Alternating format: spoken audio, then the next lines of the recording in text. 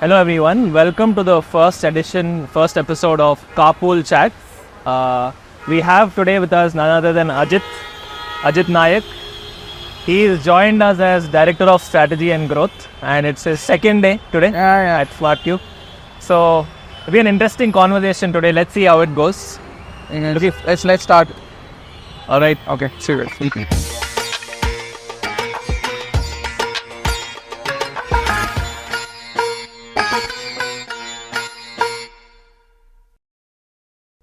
You enjoy traveling?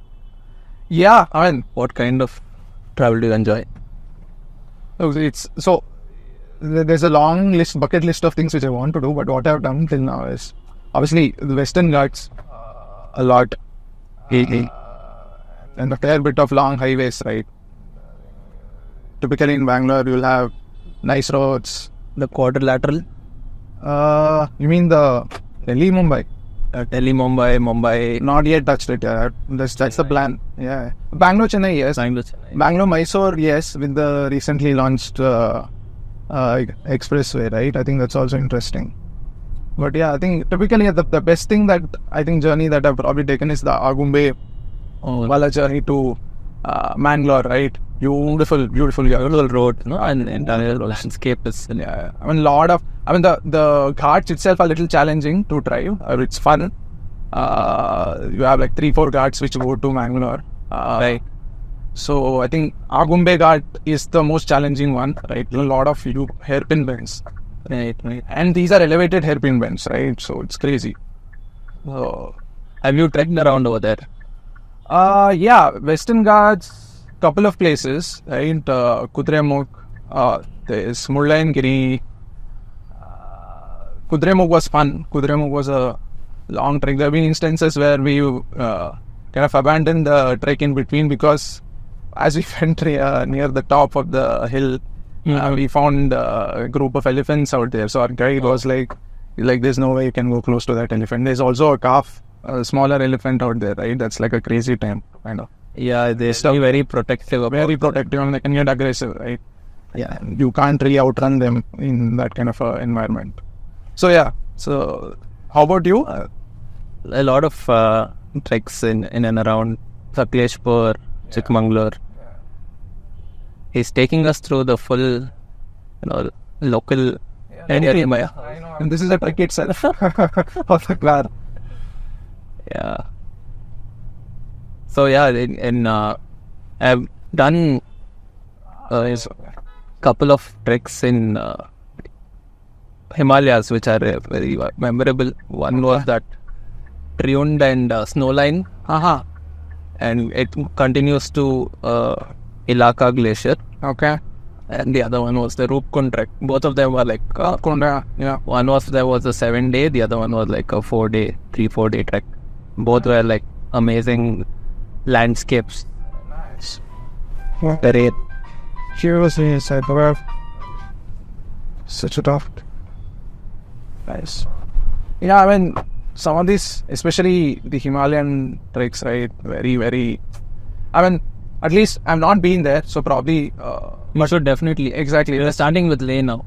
Yeah. I mean, next week. So, these treks are not just physically they kind of rejuvenate you, but sometimes mentally also they kind of give you that. They give that reset button, right? Sometimes to life, right? Exactly. When you essentially see these huge mountains and you essentially get to know what you do in life and stuff. There are many people who have been there, have spoken to them just like you, that they said that Makes you reflect that. Exactly. And you also get a lot of clarity about things. Correct. Especially when you're by yourself. Yeah. That's what I've experienced when I've done a couple of those solo trips. And gives you that ample space to rethink of your priorities, your efforts, realign everything. This is where I used to come for jogging, Krishna Rao Park. There's a very big park close to my house. Nice. And there inside the park, there is this area where there's a huge sand pit kind of a thing. Mm-hmm. And this was like in college when I was like, say, engineering college, around 20. Okay. and I realized that there are these Kannada industry, sandalwood industry stunt masters who come there to practice all the flips and backflips and all of the other moves, front flips, somersaults, etc. In the sandpit. in the sandpit. Okay. And I got interested and I approached them like, can I learn some of these? And they were very open to, like, I spoke in Kannada to them. They say, okay, ba kalsteve. They realized that I'm also a little athletic and flexible. So I learned my front flip in a week and a somersault in a week after that. And since I was in the school, a college dance team also, Okay. I ended up doing those moves in all my dance performances. I can guess who won all the prizes now. There were no prizes. No prizes. Okay. There was a team called in college. We had a troupe Okay. called Dance Addicts, All right. and we used to go to different colleges and perform. And that time we were experimenting with different, not the general dance form. We were more into like locking, popping, Okay. and a little more freestyle versions of dance. But yeah, those were interesting days. Have you been into any of these side of things, the culture, the art side of things, culture? Yeah. So I think, obviously you spoke about getting very deep into one particular form, right? For me, it was largely about exploring the breadth, right? So music has been one of my interests. Just to go a little deeper into it, I like listening. If you were to look at my Spotify playlist, you'll pretty much, I think, see most of the stuff. When I say most of the stuff, I probably will have a MS Subbulakshmi there, and we'll also have Wonderful. Mozart there. We'll also have death metal there. We'll also have A.R. Rahman there.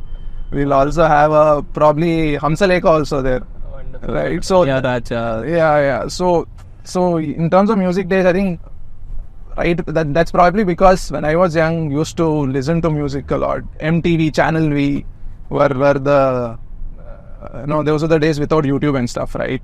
So that kind of exposed me to kind of wide breadth of music, right?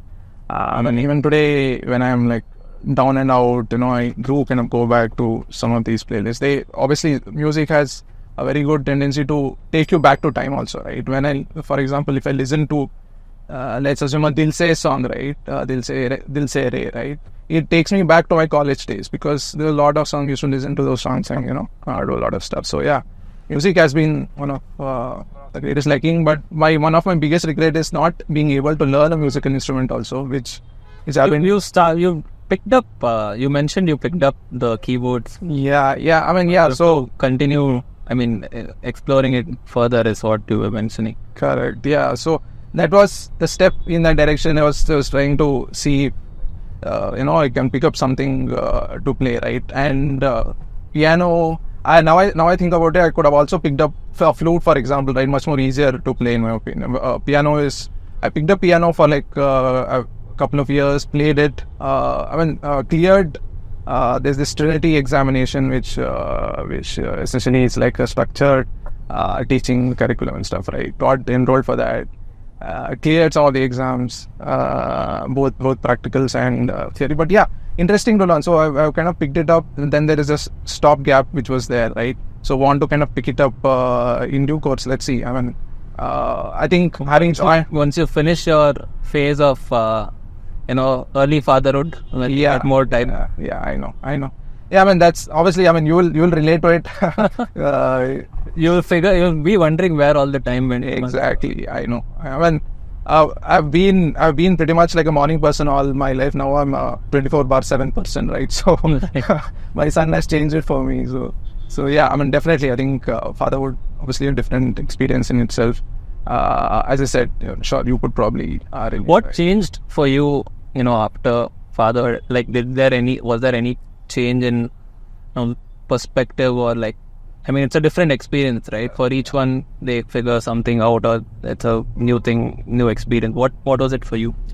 Yeah, so for me, I think as I said, I think previously we were discussing, right? Going to Himalayas gives you a new perspective of life. I think this is also one of the probably milestones in life, which which gives you that perspective in life that we are 9 to 5 job or whatever, 9 to 10 job. You're busy with that, and suddenly here comes a new being into your life who will get all your love, affection, and pretty much everything else, to the extent that you put your own life and self at risk sometimes to kind of protect this person for at least for the first 2-3 years of his life when they need us the most, right?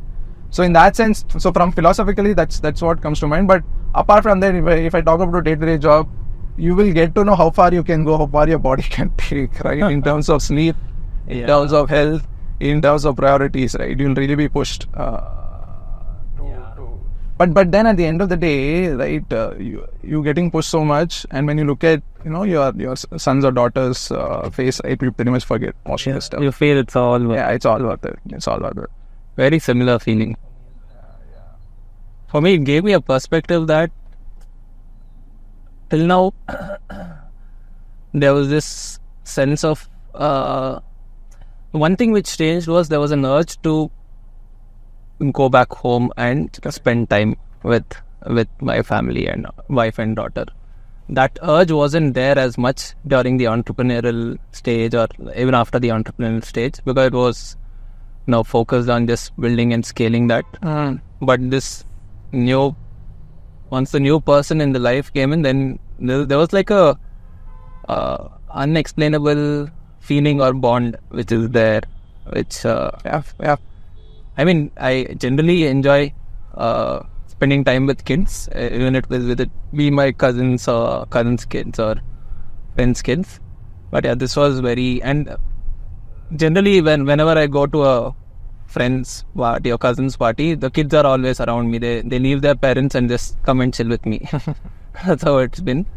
But yeah, I think they'll probably be thinking this person can teach us backflips and somersaults. Yeah.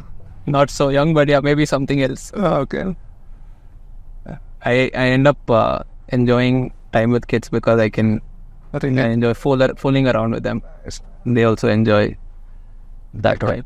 Yeah, I mean, same here. I think I typically am the favorite of some of the kids. I have a nephew who's like 10, 11 years old. A lot of cousins' kids who are like 5 to 10 years old, right? Like, love spending time with them. All the goofiness, all the naughtiness which comes out. Yeah. You mentioned one thing about like your music interests are like quite diverse, from Beethoven to Subbalakshmi to Rahman or death metal, etc. Right? Like, again, I can draw parallels from myself as well. But were you always the quest for exploring and experiencing new music? Was that something? Was it like a thing that you always had a quest to discover new stuff and explore new stuff, or how did that emerge?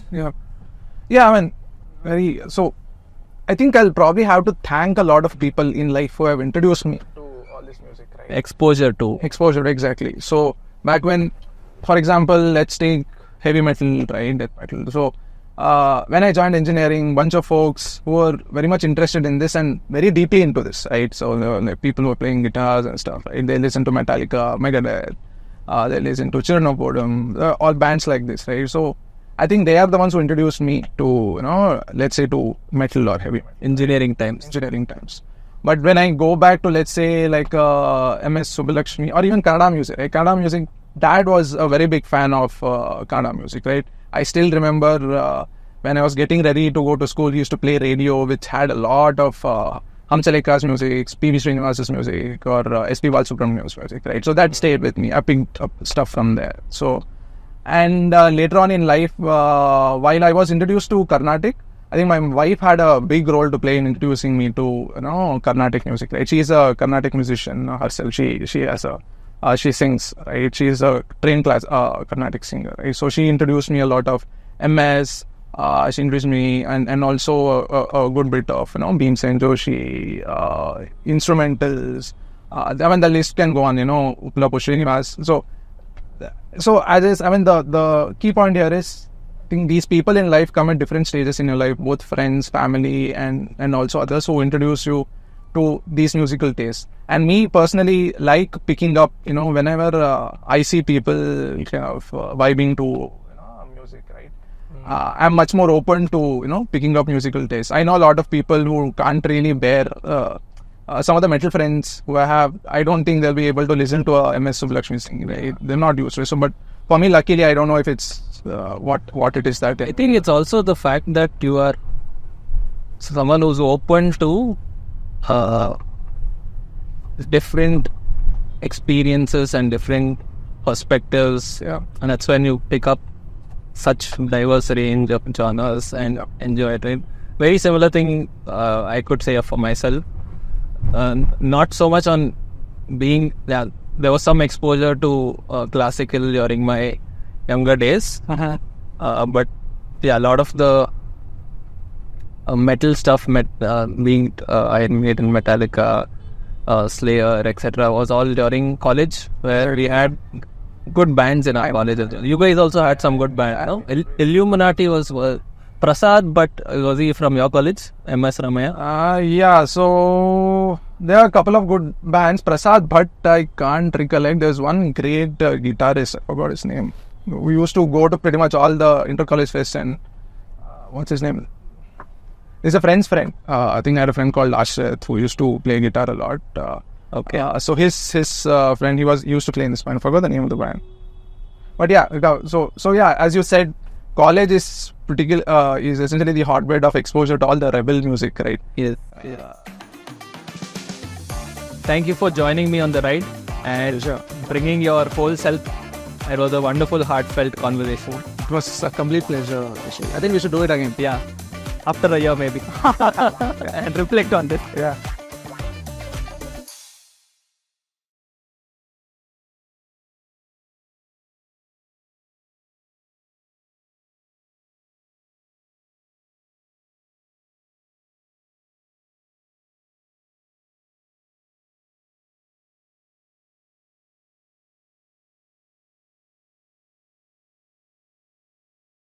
Thank you for joining me on the ride and bringing your whole self.